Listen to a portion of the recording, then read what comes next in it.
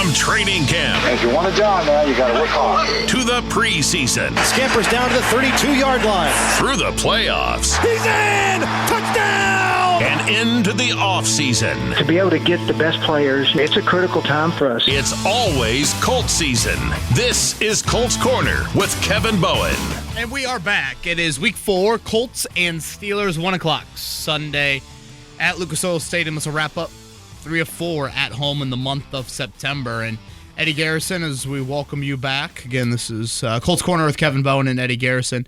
When you look at what this could be, it could be a 2-2 month. And at the start of the year, I think a lot of people probably would have thought that, signed up for it, however you look at it.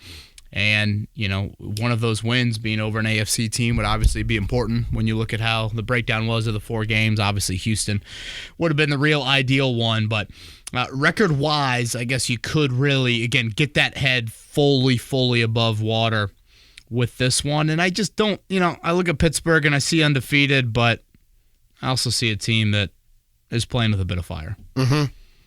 Nice to be back. How did things go on Monday? Good to see you. Mark Dykton, a little salt in the wounds as a Bears fan, but he did a nice job filling in. But to your point about Pittsburgh, much like the Colts, they haven't really played anybody. I mean, the Colts have played Houston, banged up Green Bay, and then Chicago last week. In Pittsburgh, they've played Tennessee, and I can't even remember the other 2 teams now.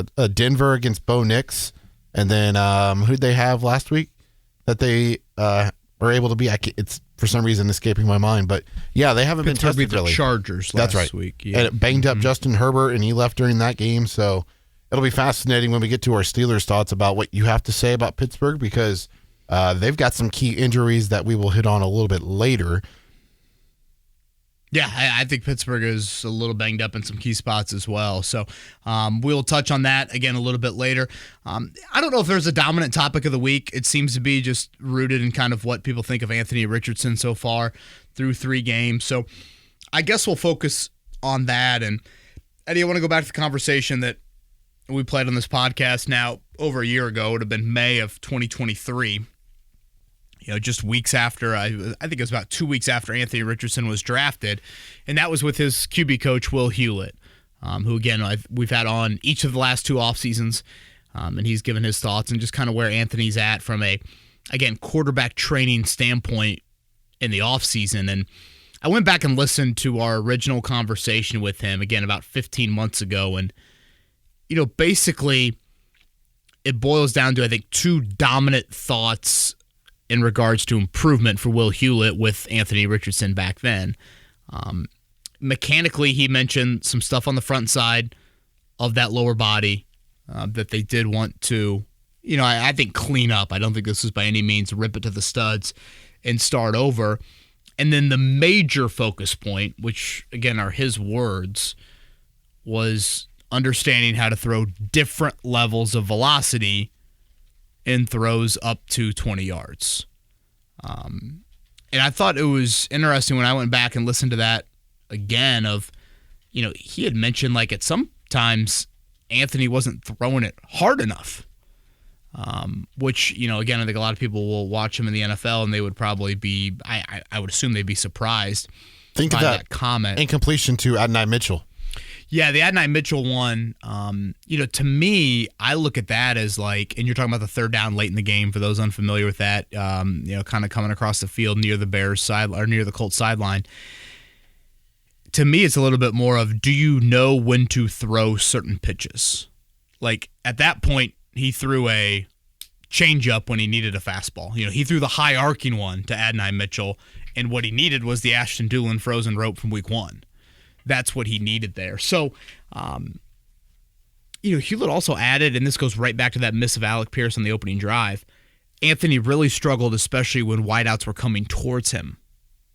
That was something that he did struggle with at Florida. Now,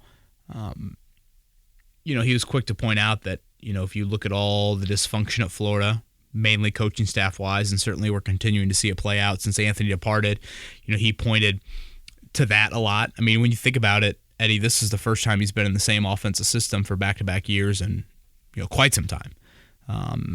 So that is, I think, I think the answer of why is he going to be a pure passer, Will would have said back then it's because of just stability around him, which he didn't have at Florida. Again, great downfield thrower, all of those things. The volume of reps is just what he still needs to get.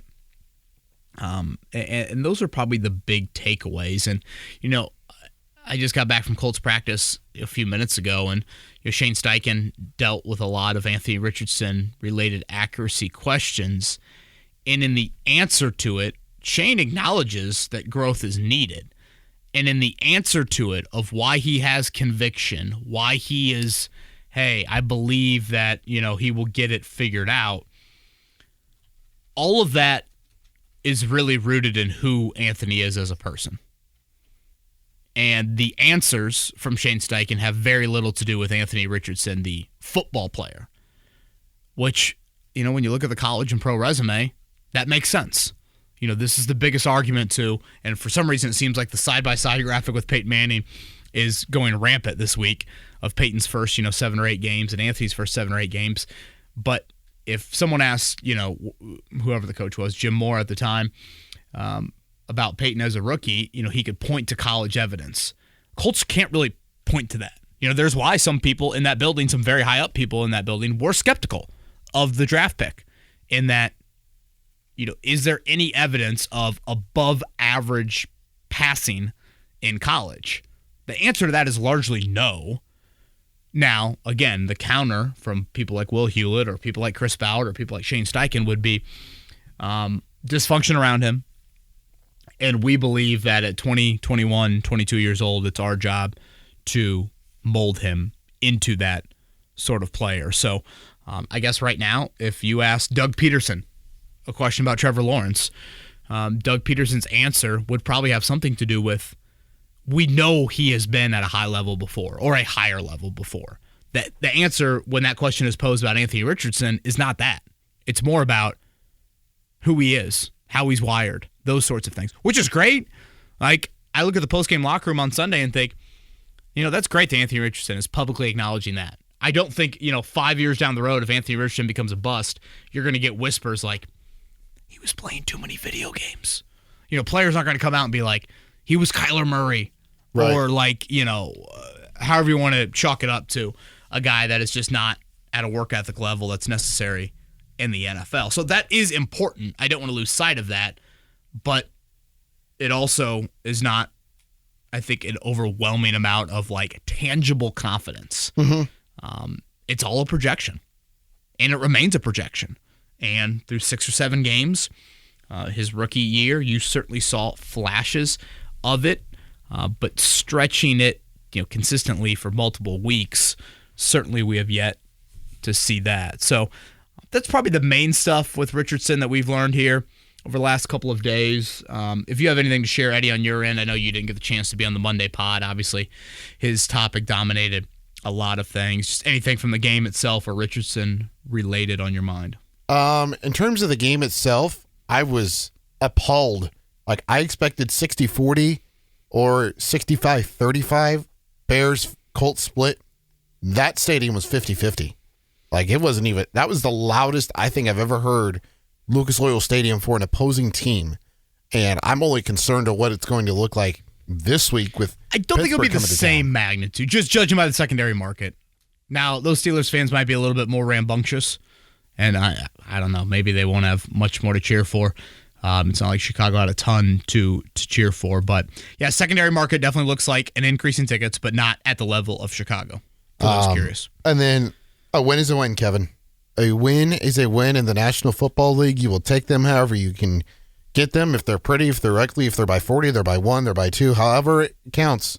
A win is a win, and sometimes a win is the best cure for losing in the direction and confidence and whatnot. And I'm fascinated to see how this team builds off of a win and how Anthony Richardson approaches this week, just knowing how bad he's been from an accuracy standpoint. And I want to ask you a couple of questions about it while we're talking about it. Do you think if you're splitting up the pie, because I know you're a big pie guy and like to split it up in percentages and whatnot of blame and whatever, as to his early season struggles, the pie is Anthony Richardson,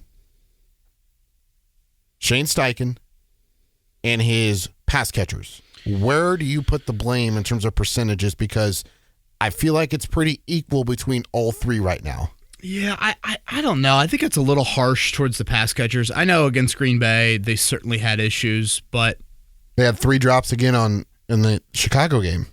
Yeah, I mean, outside of Downs, I mean, are we calling the Taylor one a drop? What else am I missing?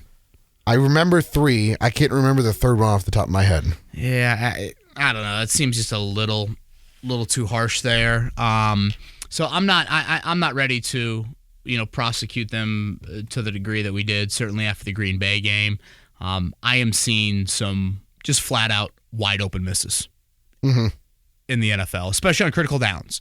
And again, third down in the red zone, you evaluate. Shane Steichen's play calling has certainly puzzled me a bit through 3 weeks. I expected a little bit more run-heavy nature to it, a little bit more on the design run.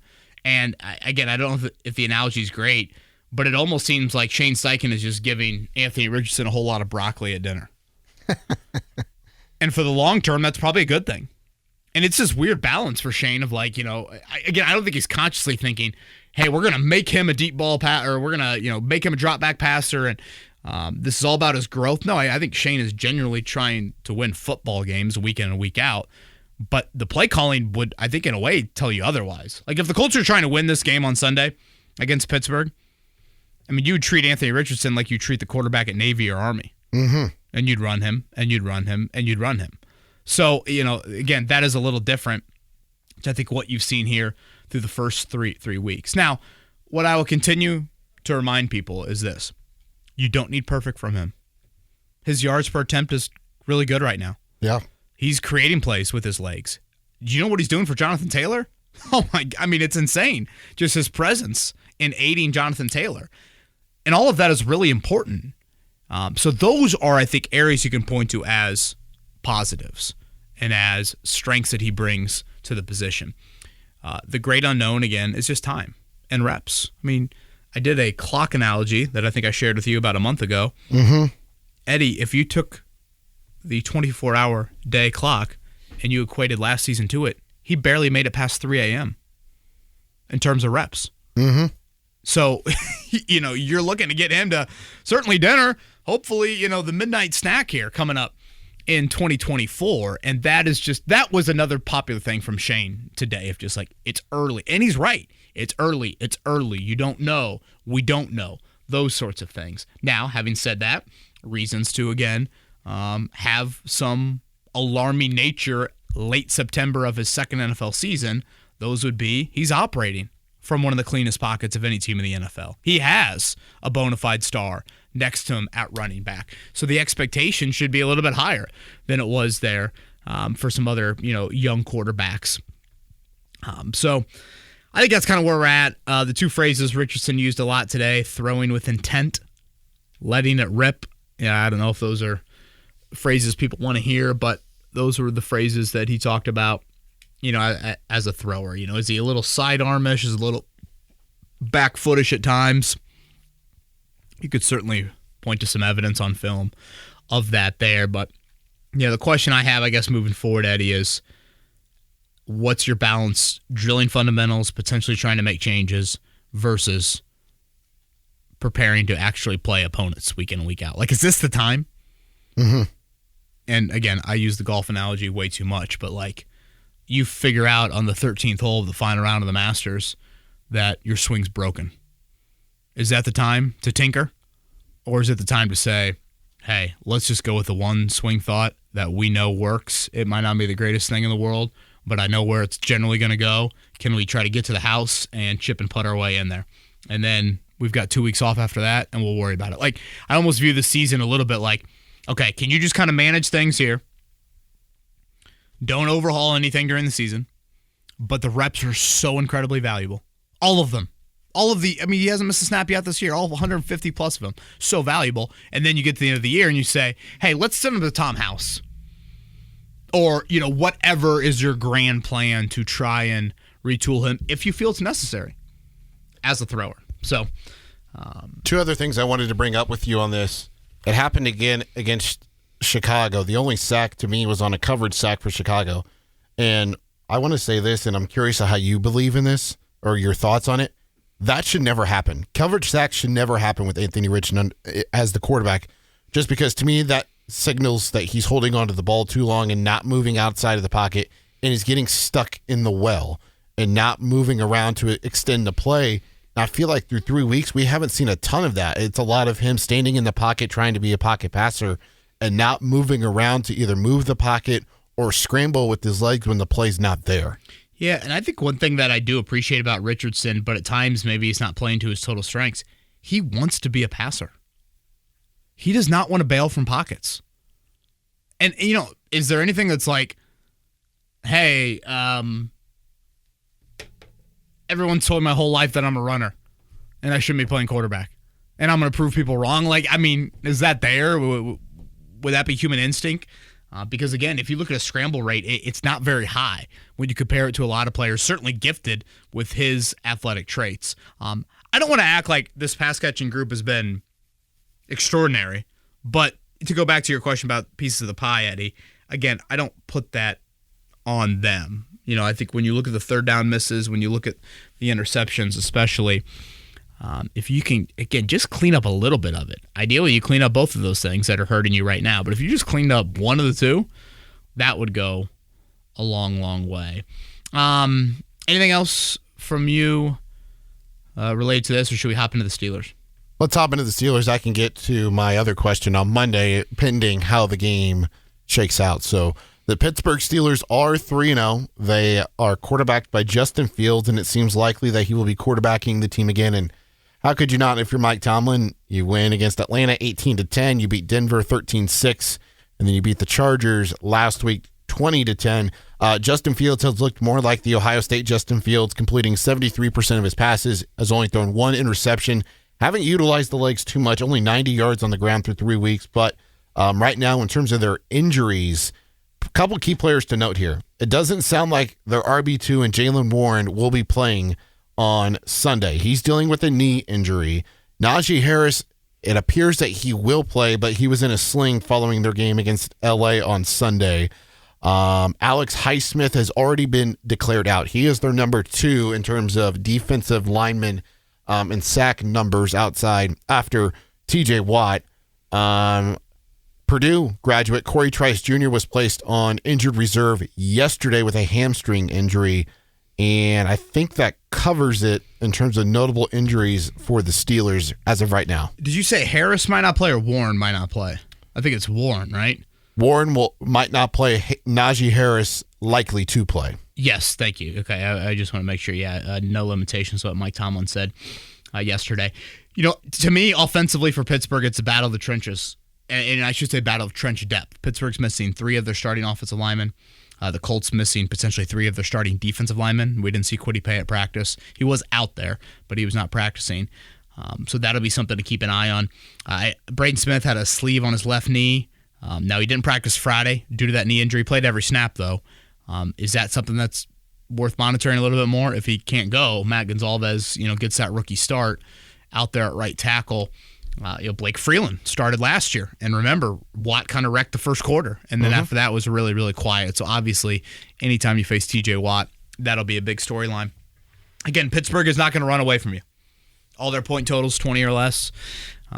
Second team in the last 80, 90 years of the NFL to be 3-0 with 3 touchdowns or less. Defensively, they've been stingy. Certainly, they have guys at every level.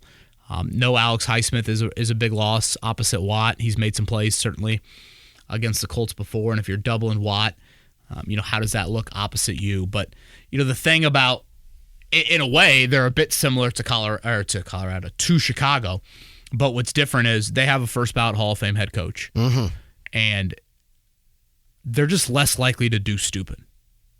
Chicago did a lot of stupid, and this team in a low-scoring game, it's like they thrive on it. I mean, as weird as it sounds, it's like Mike Tomlin gets off to these one-score games. Doesn't it seem like every week they're in it? Yeah. And yet, more often than not, they're the team that is there. So, I think it'll be another low-scoring, point-precious type of game. And if you look at it,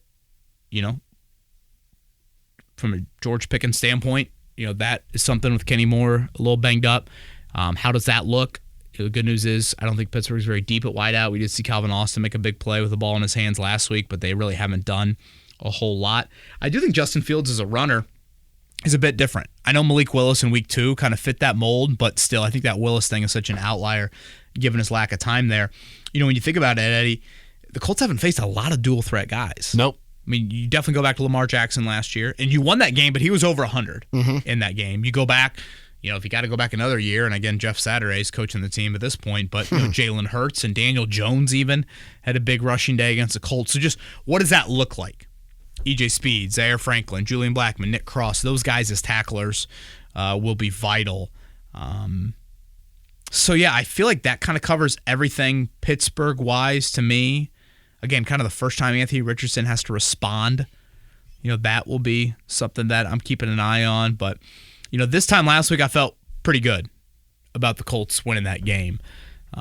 This week it's a little bit more of a – it's probably a true kind of coin flip one for me.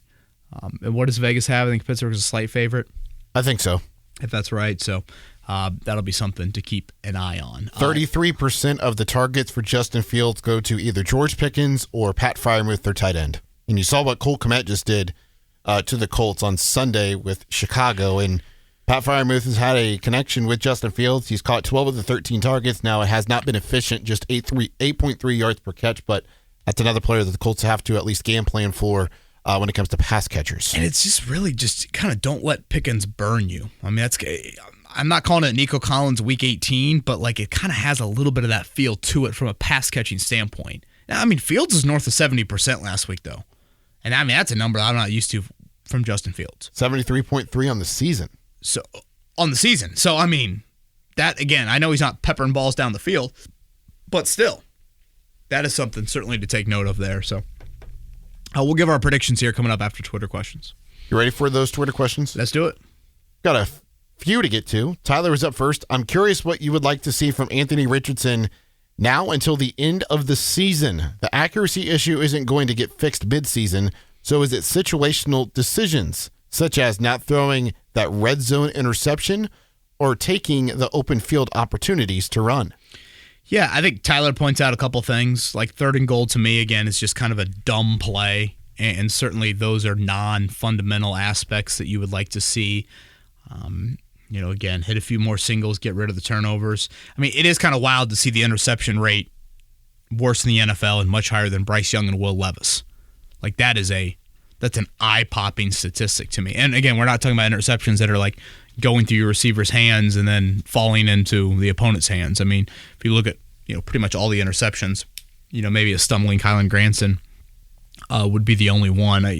Some would point to the Hail Mary, but he certainly got away with one with Quay Walker dropping that pick to start that final drive in Green Bay. So, I'll go back, Tyler, to what I said earlier.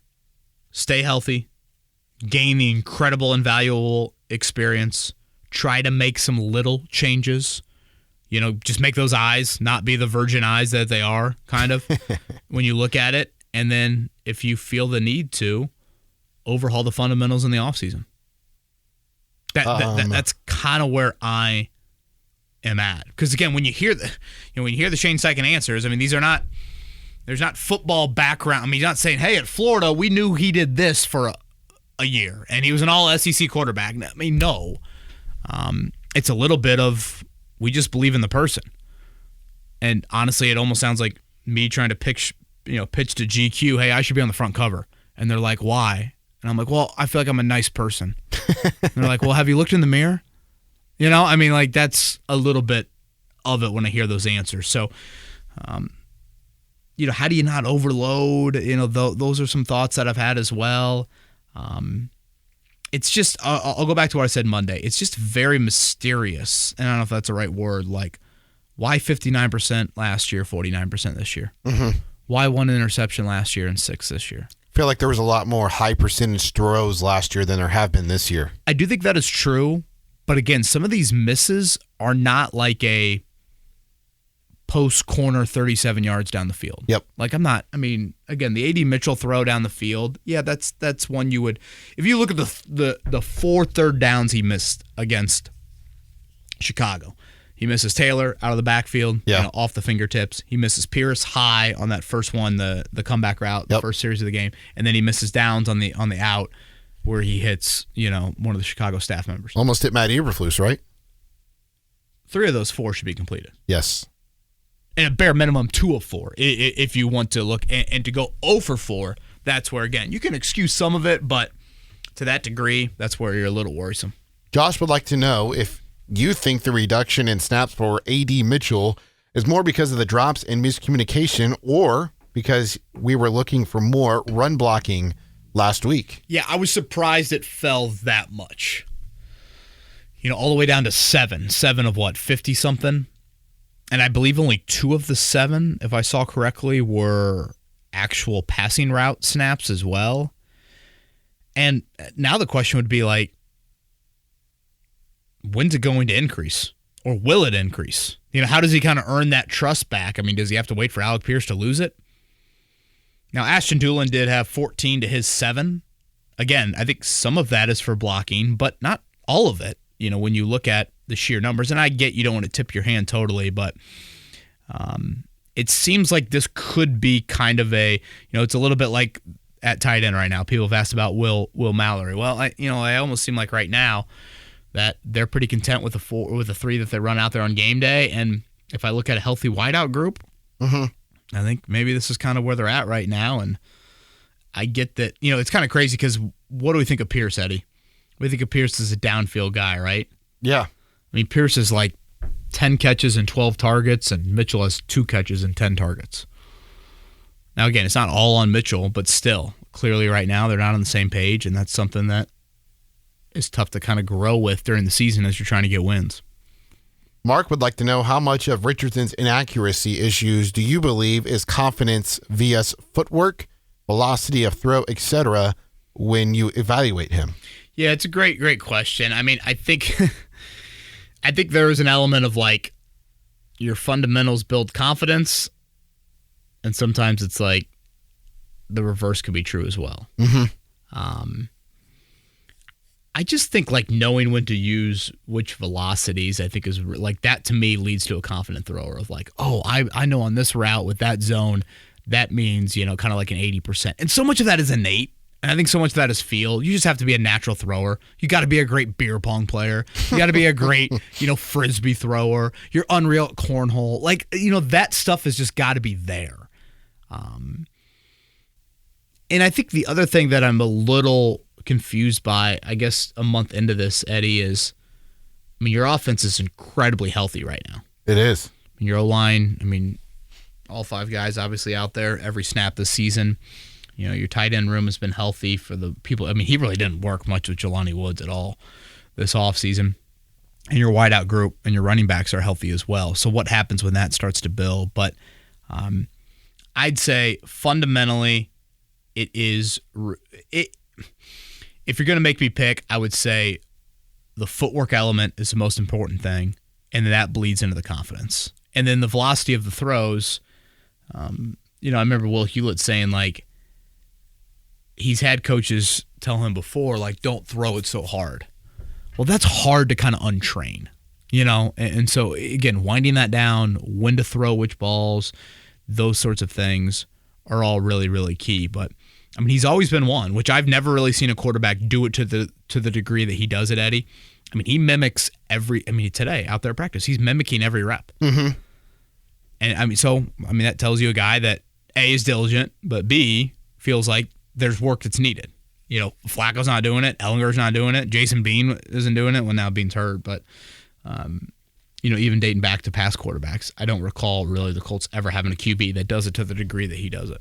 Last year, the Colts were they were top 10 in points scored, and right now that is totally not the case. And in fact, scoring across the NFL is down, and this is where Justice is asking his question to you, KB. What is your view on the current trend that defensive schemes, mainly too high shells, are holding offenses to very little points?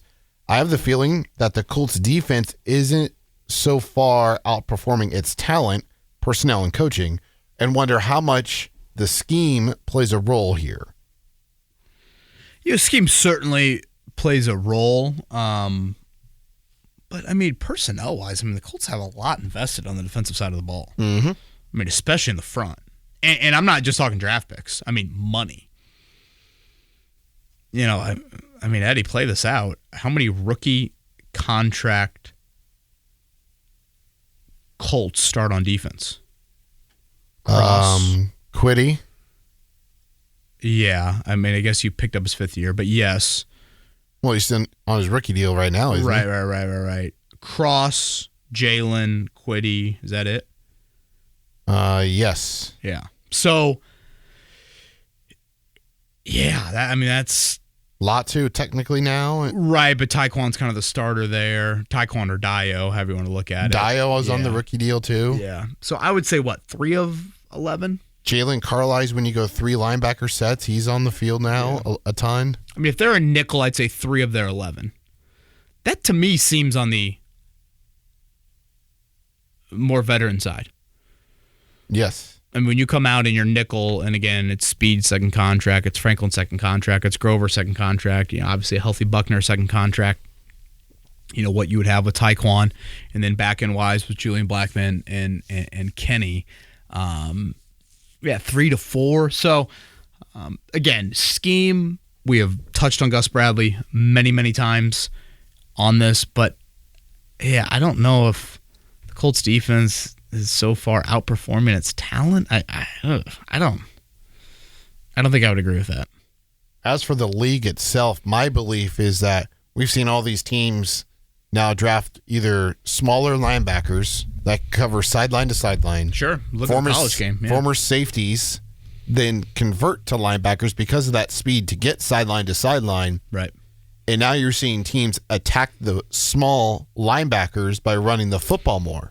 Yep. So the clock is running more, and thus more times coming off the clock, longer drives. No, I think that's a really good point. Resulted in fewer points. I think it's a great point. And I think it's just we believe you can screw up over 9 plays and 80 yards. So we're going to take our chances there. Keep everything in front of us. Test your patience, I guess, is probably a way to put it. Tyler marks question 5 of 11 in this section of Twitter questions, so we're approaching the halfway point. What are your thoughts on the lack of involvement in the passing game with the tight end group? Through 3 games, the tight ends have combined for a total of 4 catches. Play calling or lack of separation? Keep up the great work and appreciate all that you guys do. I would say right now, tight end wise, and thank you for that, Tyler. Tight end wise, I think right now they're opting for a little bit more blocking with Ogletree and Allie Cox. Mm-hmm. And Kylan Granson, of course, is that main receiver. And then, dressing a 4th tight end is a bit of a luxury item. I think that's how they view it with Mallory. So, does this stunt anyone? Does this stun anyone, though? How many balls did Kylan Granson catch last year? True. What, he had 30-something as a leader? So, I'm not that surprised. I think I said to you, Eddie, and our listeners, don't draft Colts tight ends in fantasy. It's not going to be, you aren't going to have a consistent sort of pass-catching product. So, I'm not shocked by it. I do think they seem open-minded to exploring different things as the year moves along. I know through 3 weeks, it's pretty much been the same inactive list each and every week from a healthy scratch standpoint.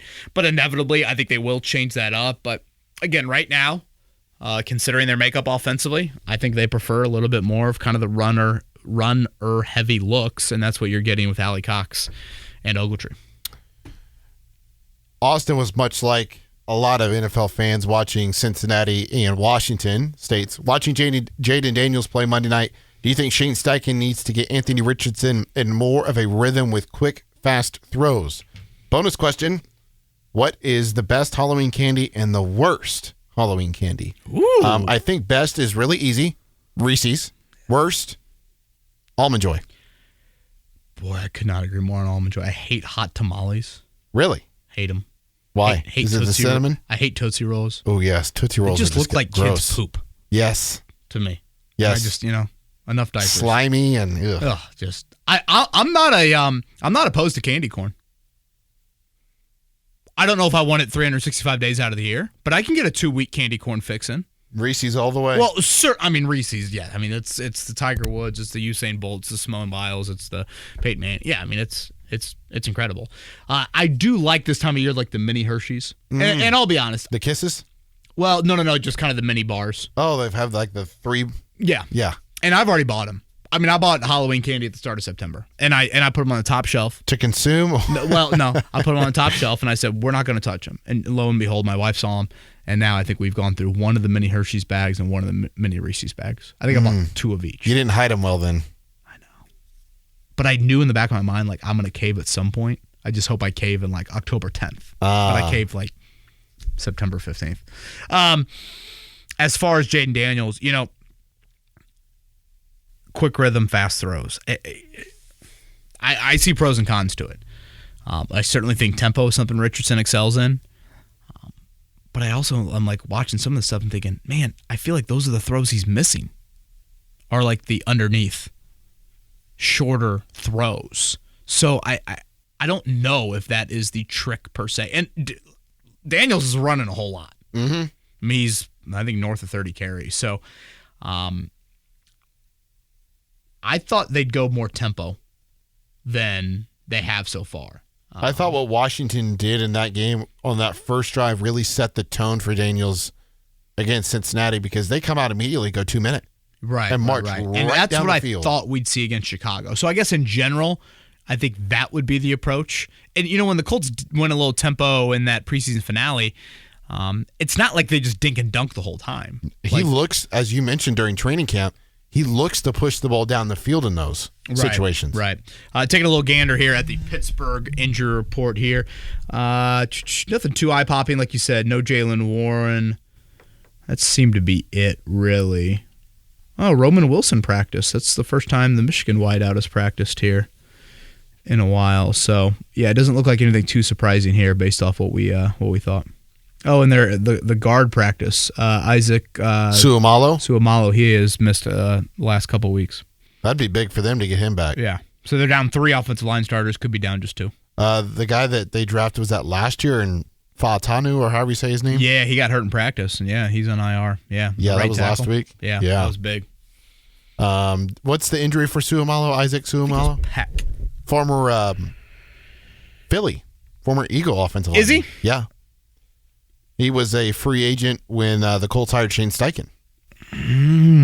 Okay. Interesting. Next up is Sam. The Colts' time of possession and huge differential in plays run versus what their opponents have run so far has been substantially against Indy.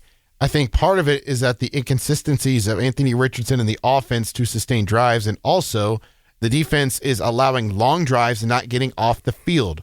Well, I'd love to hear your thoughts on the play differential. Yeah, I mean, it's pretty eye-popping. Didn't Gus Bradley tell you guys yesterday that the defense has played 4 games worth of plays so far through 3 weeks? And a lot of missed tackles on third down in regards to what we saw on Sunday. So, I mean, you think about it, Eddie, I mean, those Kwity Paye, Kenny Moore injuries occurred on play like 82 and 84 or something like that. I mean, that's a lot in a 60-minute game. So it does need to come down, Sam. I don't think it's the most gospel type stat that's out there. Like time of possession, I think can get a little skewy. There's probably a lot of evidence that points to, hey, if you control the ball, you're probably going to win the football game. And I do think that's true. But again, if you're able to provide some quick strike moments, then that's going to obviously help you out a whole lot from an offensive standpoint. But certainly just sustaining a few more drives, getting off the field on a few more third downs. Boy, it seemed like the Colts missed a lot of tackles on Sunday. I noted that to one of my buddies who's a listener of the pod.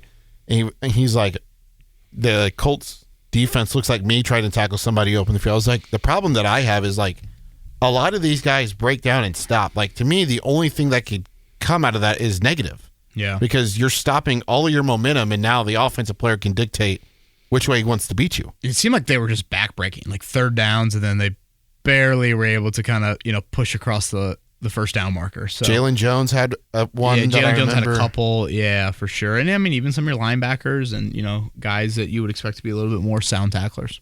All right, Kevin, I'll take my time reading this question. That way you can look this up. Carter would like to know if you could compare the play calling and maybe yards per attempt from last year to this year.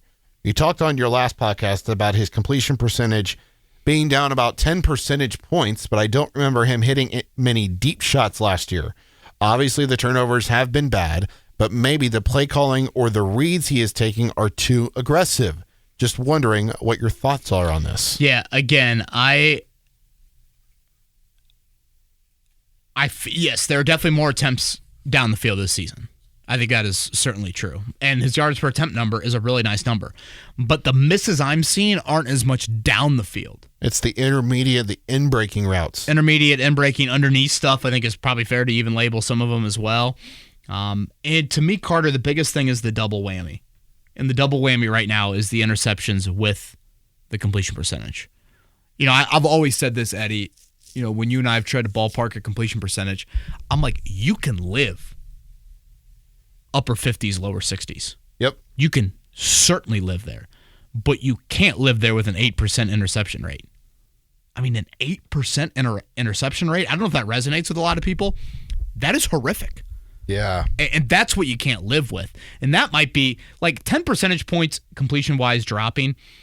Again, Carter asks here, well, he's taking a few more shots down the field. He certainly is. Okay, so bump that up 2 percentage points. He's had, I would say, probably more drops this year than he had last year. That's just me guessing. Okay, bump it up another 2. Let's call it 59 to 54%. Again, not the end of the world, but the 1 interception to 6 interceptions. And he's probably played about 20 snaps less if you want to get technical. So he'd have to go, 20 snaps on Sunday without throwing another pick. That, to me, is what is hurting him so much. And just ultimately, we grade quarterbacks, rightfully so. The position is so vitally important in these areas. You get graded more on third down in the red zone. Yes. So when you throw the 3rd and goal red zone pick, that's a fatal moment. And when you miss, 3 of the 4, I should say, were kind of ugly misses on the third downs that we referenced earlier. That is what you can't have there. So I think that plays into it. But, if you look at it as his intended yards down the field, he definitely is taking more shots down the field, which I wholeheartedly agree with. All right, Kevin. Let me add one more, Eddie. Okay. When you're doing that, the safeties now are playing way back, and that should open up some things underneath. Yes. And running back catches have been very low this season, but you saw Taylor, a huge catch and run on the screen. Very creative on the screen, too. Yeah, very. There's stuff there. I think there is stuff there for simple dumps and yak. And I'm curious how much we'll see that here in the upcoming weeks. Josh Downs' first reception was on a screen, too, and he almost got the first down. Yes, you are correct. Mm-hmm. I'm going to see how young you are in terms of how up-to-date you are with vocabulary. Oh, boy. Do you know what Riz means? No. Or what Riz is? No. Wasn't that like a breakfast joint around downtown? Or was that Rise? I don't know. It is a slang term for romantic appeal or charm. Oh, well, hence why I have no idea what it means. I bring that up because our next question comes from Riz. On a scale of 1 to 10, what is your confidence level that Anthony Richardson will be a Colt after his rookie contract is up? I live in Nashville, and I listen to the local radio and hear them bash Will Levis constantly, and it just feels like Richardson is getting so much more leeway than other young quarterbacks in the league. At what point do we begin to think that a spade is a spade? Yeah, what's my confidence level? Anthony Richardson will be a Colt after the rookie. I had him 6.5. It's probably a great question to come back to, 13 other times here between now and when that becomes a game. And that's the beauty of it. You don't have to what? I mean, you don't have to make any sort of financial commitment to him for another year and a half, correct? Yes. After his 3rd year. I think some of it is he barely played in college / again, general dysfunction there. I think that might be why it is different. I don't know. Maybe some people just have a weird thing with Levis. I'm not going to pretend to put myself into those shoes, but 2025 is where you need to see some definite answers. If this is week 8 of next year, and we're still having these similar questions, because that is what is worrisome. Again, do you need a Tom House? Yeah. I mean, this upcoming offseason will be his first healthy offseason. You hope. Well, yes. He missed 6 months, after the right shoulder or whatever the time period needed. One of my questions that I did before the season starts, 6 answers the Colts need to find this year. Mm-hmm. My Richardson-related thought was be on track for the second contract. Make everyone in the building still think, hey, we're going to give him a second contract. Don't make people say, Arch Manning? Should we bump the quarterback draft pick up a round or two? Should we draft one in round 5? Is that Arch Manning's music I hear? Yeah. I don't know if we're there, but that's probably where I'm at. But again, you don't need to do anything till after year 3. Right now, you aren't to the midway point of year 2. So, I think what gives me some pause with that answer is we're talking about the same questions that Will Hewlett had in May of 2023. Mm-hmm. Again, you'd like to see strides with that. And when are you going to? But again, time it's ticking, but not urgently. Yeah. 2 questions left. It is and it's not. Yeah. OC would like to know, what answer does Pittsburgh have for the Colts pass rush? And I have a follow-up to your answer to this question, Kevin. Well, we saw it, Latu obviously make the big play. I thought you saw another couple nice interior pressures from the Colts. Again, their injuries are kind of all over. We'll see about, their guard situation, but their injuries are at right tackle and center as well. But they've done a nice job of not putting Justin Fields into a lot of obvious, passing situations there. So that would be some of your answers. Yeah, Chris LeBons, Kenny Moore, Kwity Paye, Braden Smith. Those are the 4 that did not practice for the Colts. That the full injury report there? That is full. Yeah. Okay. Yeah. The follow-up I have to OC's question is this. I noticed it against Houston. The defensive line was absolutely whooping the Texans' O-line in the first half. Second half, didn't notice them. Same thing happened against Chicago, really. Is this a trend? Yeah. That. And is it cause for concern? Yeah, outside of the Latu strip sack. Yeah, I didn't feel that defensive line at all. Yeah, I think it's something that bears monitoring for sure. Because again, theoretically, you're playing in waves to help you out in the third quarter, in the fourth quarter. That's why you're doing that. And who knows? Is Latu playing 5 less snaps in the first half a big reason why he was able to get that, rush on Caleb Williams there midway through the fourth quarter? Who knows there? But yeah, that's something we should continue to watch. Final question is from Jake. Says he's sitting there watching Monday Night Football and couldn't help but wonder why the Colts defenses under Chris Ballard are always trying to buck the current, quote, trend on defense. Under Matt Eberflus, the Colts ran a predominantly Tampa 2 while the rest of the league was running cover 3 more often than not. Then the Colts hired Gus Bradley around the time defense is starting to shift to Tampa 2 and cover 4 while he continues to run cover 3. They love the 4-man rush. They love that. They love to keep people in front of you. Yeah, I've said this before. It always confuses me with how Shane Steichen is intellectually, aggressively, creatively, that you don't have more of a desire for that defensively. Yeah, that is surprising because I know full well Shane Steichen would look. He'd be the one at midfield like Brock Purdy did to Brian Flores. Mm-hmm. Your scheme is crazy. That would be Shane Steichen to Brian Flores. That's what stresses me. That's what how all these NFL teams invite their family to dinners on Tuesday night before they stay in the office till midnight to game plan. They all bring their families. They all come in. They're like, all right, have dinner with Dad and run around the indoor facility for an hour. Brian Flores would keep me there until Wednesday morning. Gus Bradley would be like, hey, do we need to stay? If we were facing Gus Bradley, it was like, should we stay any longer? I think we're good. We generally know it. Now, again, I think they have taken some steps. I think there's a little bit more variety in coverage. The blitz rate actually is a little bit higher than it has been, but still. All right, so I did not see the video last week. What was Max Bowen? Max Bowen is 1-2 on the year. You are 2-1? I'm 2-1. I'm also 2-1, although a graphic did get put out. I had Colts last week. I think I had 19-13. Max Bowen pick is in for... Already? Yes, the Steelers. It's Wednesday. Maddie's out of town starting tomorrow, so we needed to get the pick in. Oh, that's right, because she's the videographer. She's the videographer with that. And the editor. And, And the publisher. I thought Max was pretty gung-ho about it, but... Oh, nice little tease there, KB. All right, what's your prediction for this week? Out. The Braden Smith injury worries me. Last year I picked Steelers because of no Braden Smith, and I was wrong. For the first quarter, I looked smart, and then for the rest of the game, I looked like an idiot. Mm-hmm. For some reason, I think Braden Smith will play and TJ Watt will be somewhat neutralized, and that'll be the difference.